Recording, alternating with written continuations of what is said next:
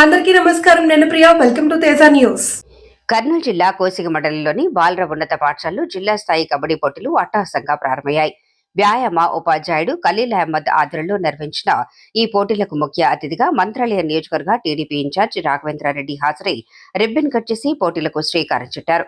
ఈ సందర్భంగా ఆయన మాట్లాడుతూ క్రీడల వల్ల శరీర దృఢత్వం, మానసిక ఉల్లాసం కలుగుతుందని, క్రీడా ప్రతిభతో దేశ సేవ చేసే అవకాశాలు ఉన్నాయని, మీ నైపుణ్యాన్ని మెరుగుపరచండి, నేను వెన్నంటి ఉంటాను అని క్రీడాకారులను ఉత్తేజపరిచారు. అలాగే నియోజకవర్గంలో ప్రత్యేకంగా క్రీడా స్టేడియం నిర్మాణం కోసం ప్రభుత్వం ప్రయత్నాలు చేస్తుందని, త్వరలోనే ముఖ్యమంత్రి చంద్రబాబు నాయుడు ఆశీస్సులతో స్టేడియం నిర్మాణం ప్రారంభమవుతుందని తెలిపారు.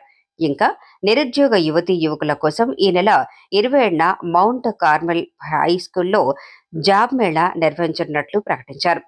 అంతటితో ఆగకుండా స్థానిక నాయకులు, పోలీసు అధికారులు, రాఘవేంద్రారెడ్డి తనయుడు రాకేష్ రెడ్డి తదితరులు క్రీడాకారులతో కలిసి కబడ్డీ ఆడి వారిని ఉత్తేజపరిచారు.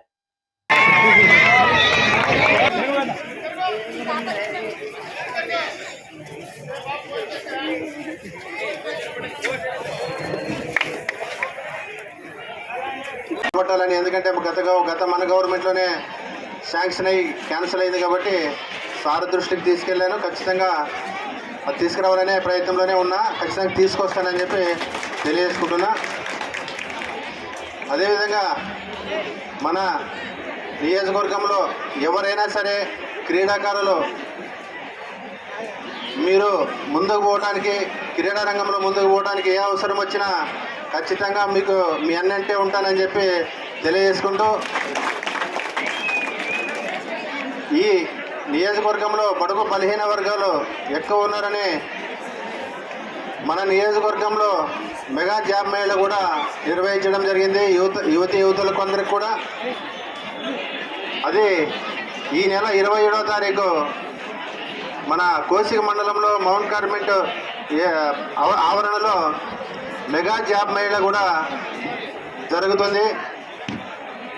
ఎవరైతే నిరుద్యోగులు ఉన్నారో మన నియోజకవర్గ యువతులందరూ కూడా దాన్ని సద్వినియోగం చేసుకోవాల్సిందిగా కోరుకుంటున్నా.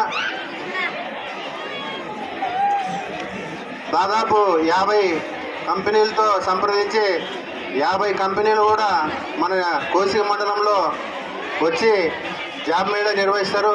అది నా సొంత ఖర్చులతోనే నిర్వహించడం జరుగుతుందని చెప్పి తెలియజేసుకుంటున్నా. కాబట్టి ఈ అవకాశాన్ని నియోజకవర్గంలో ఉన్నటువంటి నిరుద్యోగ యువతులందరూ కూడా సద్వినియోగం చేసుకోవాల్సిందిగా కోరుకుంటూ ఈ అవకాశం